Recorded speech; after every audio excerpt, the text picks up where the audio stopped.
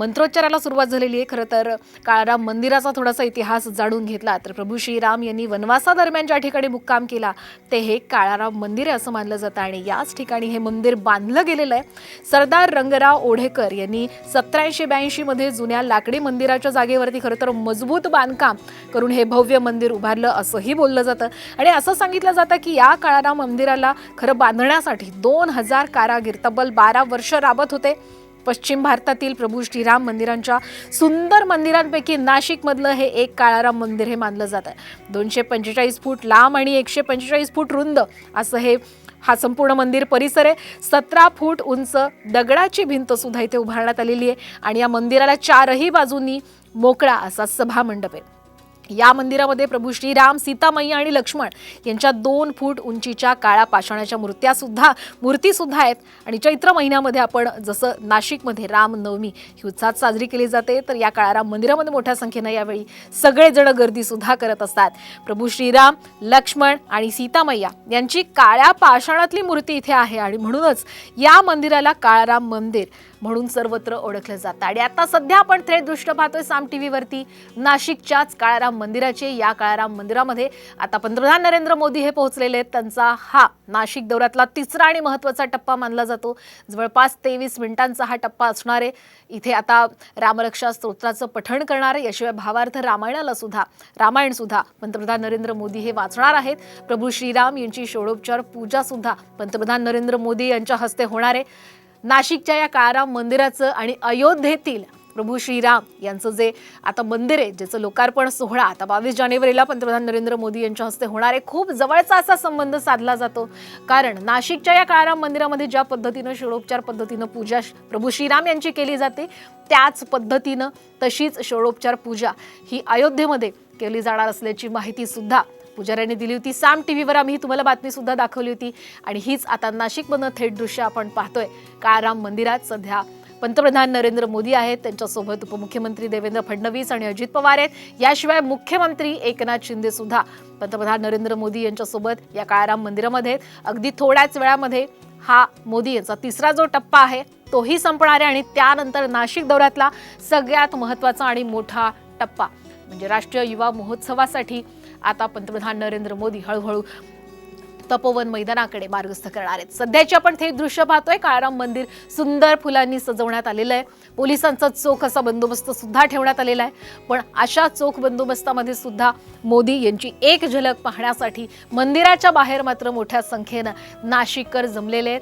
आजचा हा पंतप्रधान नरेंद्र मोदी यांचा ऐतिहासिक दौरा मानला जातोय। आता सध्या पंतप्रधान नरेंद्र मोदी हे नाशिकच्या काळाराम मंदिरामध्ये आहेत आणि 11 दिवस उरलेले आहेत अयोध्येतील प्रभू श्रीराम यांच्या प्राणप्रतिष्ठा सोहळ्याला आणि 11 दिवस मी अनुष्ठान करणार असल्याचं पंतप्रधान नरेंद्र मोदी यांनी याआधी जाहीर केलं होतं, ज्याची सुरुवात आजपासून होणार आहे। आपण पुन्हा एकदा जाऊयात आमचे प्रतिनिधी नाशिकला जे आहेत सध्या माधव सावरगावे यांच्याकडे। माधव, आता आपण पाहिलं की पंतप्रधान नरेंद्र मोदी हे काळाराम मंदिरामध्ये आहेत, कशा पद्धतीनं तिथे पूजा अर्चा सुरू आहे, काय अधिक माहिती द्या?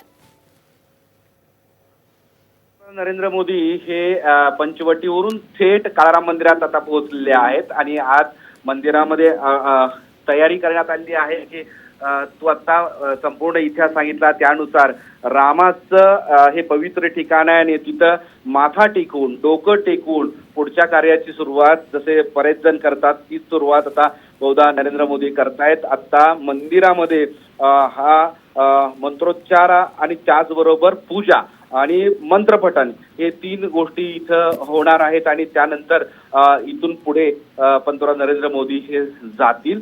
पण आता या क्षणाला हा एक महत्त्वाचा क्षण आहे की ज्या क्षणासाठी स्वतः नरेंद्र मोदी सुद्धा वाटत असेल की आपण इथं पोहोचलं, यापूर्वी सुद्धा पोहोचलं पाहिजे होतं।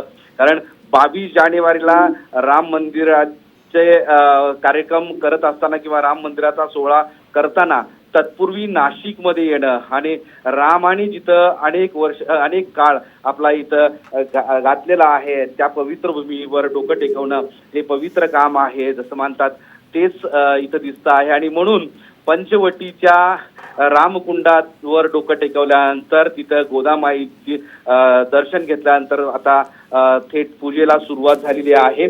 जवळपास आपल्याला जी माहिती मिळते त्यानुसार अर्धा तास स्वतः पंतप्रधान हे तिथे थांबणार आहेत आणि मंत्रोच्चारासोबतच पूजा आणि पठण, कारण काळाराम मंदिरामध्ये प्रत्येक जण आलेला व्यक्ती पूजा करत असतो आणि त्यांचं एक अनुष्ठान असतं.